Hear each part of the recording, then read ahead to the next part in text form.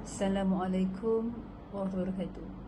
Pada hari ini saya akan berkongsi berkenaan dengan proses jual beli rumah.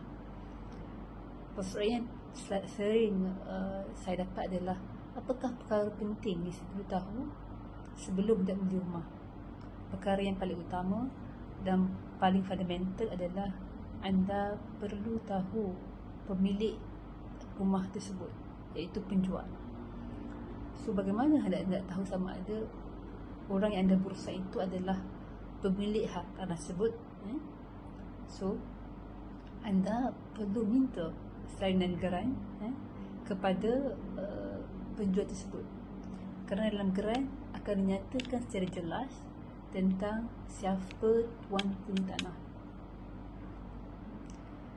Hanya tuan punya tanah atau pemilik berdaftar sahaja yang boleh menjual hartanah tersebut. Orang kedua, orang ketiga, iaitu bukan pemilik hartanah, waima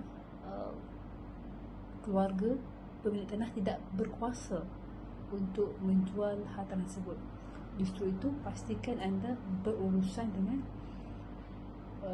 penjual tanah tersebut dan orang yang betul. Semoga bermanfaat.